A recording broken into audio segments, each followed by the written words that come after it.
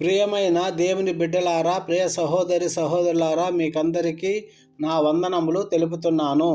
ఈరోజు మన ధ్యాన వాక్యము, యెహోవా సంవత్సరములు జరుగుచుండగా నీ కార్యము నూతనపరచము. హబక్కూకు 3:2.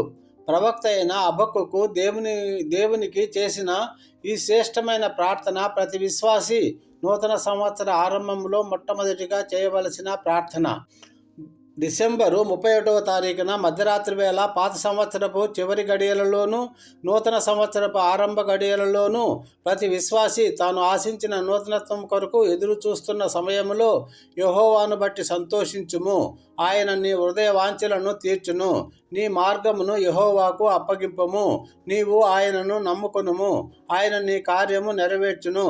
కీర్తన 37:4-5 అను శక్తివంతమైన వాగ్దానములను జ్ఞాపకము చేసుకుంటూ విరిగి నలిగిన హృదయంతో, కృతజ్ఞతాభావంతో, సమర్పణ గల స్వభావంతో ప్రభువు పాదాల చెంత మోకరిల్లి దేవుని చిత్తానుసారమైన హబక్కూకు చేసిన ప్రార్థనను మనమును తప్పక చేయవలసిన వారమై ఉన్నాము.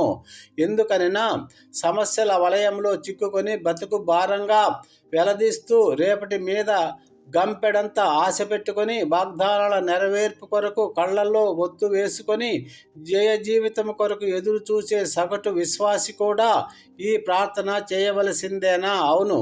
తన సమస్యలన్నిటినీ ప్రక్కన పెట్టి ఈ ప్రార్థన చేయడానికి దానితో ఉన్న విశిష్టత ఏమిటో తెలుసుకుందాము. ఈ ప్రార్థన 4 భాగాలుగా చేసుకొని ధ్యానించినట్లయినా ఆత్మదేవుడు దానిలోని పరమార్థాన్ని మనకు వివరంగా బోధిస్తాడు. మొదటి భాగము యెహోవా. యెహోవాయే దేవుడు. ఆయన ఉన్నవాడును అనువాడునయ్యున్న దేవుడు. ఆయన ఆత్మయై, జీవమై, దోషరహితుడై, అద్వితీయుడై, నిత్యుడై, రక్షకుడై ఉన్న దేవుడు. ఆయన దేవుడై, సర్వశక్తిమంతుడై, సృష్టికర్త అయి, నీతిమంతుడై, వివేచన గలవాడై, మంచివాడై, సర్వాధిపతి అయి, పరిశుద్ధుడై, నమ్మకమైన వాడై, మార్పు లేనివట్టి వాడై, సర్వవ్యాప్తి అయిన వాడై, సర్వజ్ఞాని అయి, సర్వభౌమము గలవాడై, ప్రేమ గలవాడై, వెలుగై, సత్యవంతుడై, మంచివాడై, న్యాయవంతుడై, కృపా కనికరములు గలవాడై, ఓర్పు కలిగి క్షమించు స్వభావము గలవాడై ఉండి మనలను పరిపాలిస్తూ జీవింపజేస్తూ ఉన్న త్రియేక దేవుడు. వర్తనాతీతమైన అద్భుత లక్షణాలు గల ఈ దేవునికి మన ప్రార్థన చేయాలి. మన ప్రార్థనలను విని మనకు కావలసిన సర్వ ఈవులను దయచేయువాడు ఈయనే. అందుకే హబక్కూకు ప్రేమగల ఈ దేవునికి మొరపెట్టుకుంటున్నాడు. మనం కూడా అలాగే చేయాలి. దేవుడు తగిన సమయమందు మిమ్మును హెచ్చించున్నట్లు ఆయన బలిష్టమైన చేతి క్రింద దీన మనస్కులయుండుడి. ఆయన మిమ్మును గూర్చి చింతించుచున్నాడు కనుక మీ చింత యావత్తు ఆయన మీద వేయుడి. ఆయన సకల సమస్యలను పరిష్కరించి ఆదరించే దేవుడు. దావీదు భక్తుడు తన సాక్ష్యం చెబుతూ అంటాడు, యెహోవా భక్తులారా, ఆయన యందు భయభక్తులు ఉంచుడి. ఆయన యందు భయభక్తులు ఉంచువానికి ఏమీయూ కొదువలేదు. కీర్తన 34:9. ఎందుకనగా ఈ దీనుడు మొరపెట్టగా యెహోవా ఆలకించెను, అతని శ్రమలన్నిటిలో నుండి అతని రక్షించెను. కీర్తన 34:6. యెహోవాయే మన కాపరి అను సత్యాన్ని జ్ఞాపకము చేసుకుంటూ ప్రార్థించాలి. నీ దేవుడైన యెహోవా కన్నులు సంవత్సరాది మొదలుకొని సంవత్సరాంతం వరకు ఎల్లప్పుడూ దాని మీద ఉండును. ద్వితీయోపదేశకాండము 11:12. ఇజ్రాయేలును కాపాడువాడు కునుకడు నిద్రపోడు, యెహోవాయే నిన్ను కాపాడువాడు. కీర్తన 121:4-5. ఇంకా రెండవ భాగం మనము చూస్తే, సంవత్సరములు జరుగుతుండగా కాలము ప్రవాహం లాంటిది. అది ప్రవహిస్తూనే ఉంటుంది. జరిగిపోవుటే దాని లక్ష్యం. దీన్ని ఆపగల శక్తి దేవునికి మాత్రమే ఉంది. ఇది అశాశ్వతమైనది.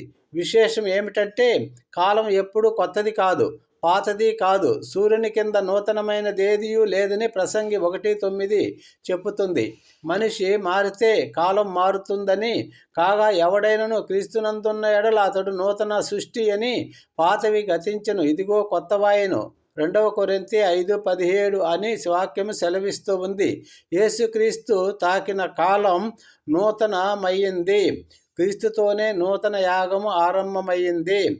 జక్కయ్య జీవితము ప్రభువును కలుసుకునే వరకు పాప సంఖ్యలమైన పాత జీవితం కానీ, ఏనాడైతే అతడు ప్రభువు కొరకు ఎదురుచూచి ఆయనను కలుసుకొని తన పాపములు ఒప్పుకొని మారుమనసు నుండి యేసును వెంబడించాడో ఆనాటి నుండి అతని జీవితం నూతన జీవితం అయింది.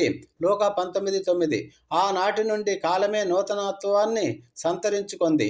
మనం సకల జ్ఞానాన్ని, ధనాన్ని, శక్తిని సంపాదించుకున్న దినం కంటే రక్షణ దినమే గొప్ప దినం. అదే నూతన సంవత్సరం. ఆనాడు దేవునితో కోల్పోయిన సంబంధం తిరిగి ముడివేయబడి పరలోక రాజ్య వారసత్వాన్ని సంపాదించి పెడుతుంది. అంతేగాని నూతన తలంపులు, సిద్ధాంతాలు మనలను నూతనపరచలేవు.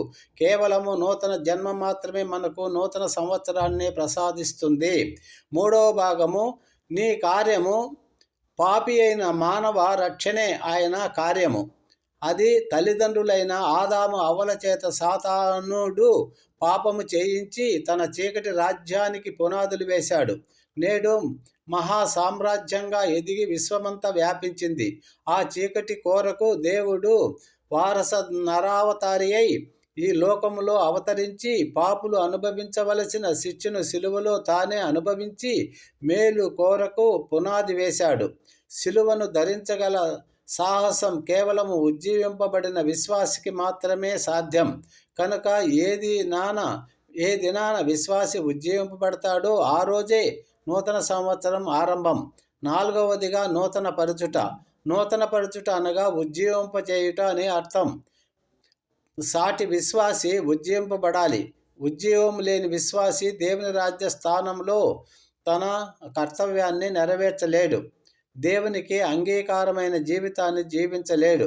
అయితే ఉజ్జీవింపబడటం ఎలా? ఒక వ్యక్తి క్రీస్తు యేసే నా రక్షకుడని విశ్వసించినప్పుడు రక్షింపబడుచున్నాడు. రక్షింపబడిన విశ్వాసి ఉజ్జీవింపబడాలంటే తన సిలువను తాను ఎత్తుకొని క్రీస్తును వెంబడించాలి. క్రీస్తు చేత రక్షింపబడిన విశ్వాసి తాను చేసిన పాపము నుండి విడుదల నొందుచున్నాడు. అలా విడుదల నొందిన విశ్వాసి ఉజ్జీవింపబడాలంటే క్రీస్తును నీతిని సంపాదించుకోవాలి. రక్షింపబడిన విశ్వాసి సాతాను కాడి నుండి తప్పించబడుతున్నాడు. అలా తప్పింపబడిన విశ్వాసి ఉజ్జీవింపబడాలి అంటే క్రీస్తు కాడిని ఎత్తుకోవాలి. రక్షింపబడిన విశ్వాసి దేవుని కృపను కూడా సంపాదించుకొనుచున్నాడు. అతడు ఉజ్జీవింపబడాలంటే తాను సంపాదించి దేవుని ఆయన కృపను ఇతరులకు బహూకరించాలి. సువార్తను అంగీకరించడం ద్వారా రక్షింపబడిన విశ్వాసి అదే సువార్తను ఇతరులకు ప్రకటించడం ద్వారా ఉజ్జీవింపబడుచున్నాడు. ఈ నూతన సంవత్సరంలో మనందరి జీవితాలు ఉజ్జింపబడాలని పూర్ణ హృదయంతో ప్రార్థన చేద్దాం. దేవుని రాజ్యాన్ని మొదట మనము వెతికితే మనకు కావలసినవన్నీ ఆయనే అనుగ్రహిస్తాడు. దేవుడు మిమ్మును మీ కుటుంబాలను బహుగా దీవించి ఆశీర్వదించునుగాక. ఈ నూతన సంవత్సర అనేక దీవెనల ఆశీర్వాదాలతో మీ కుటుంబాలను నింపునుగాక. ఆమేన్.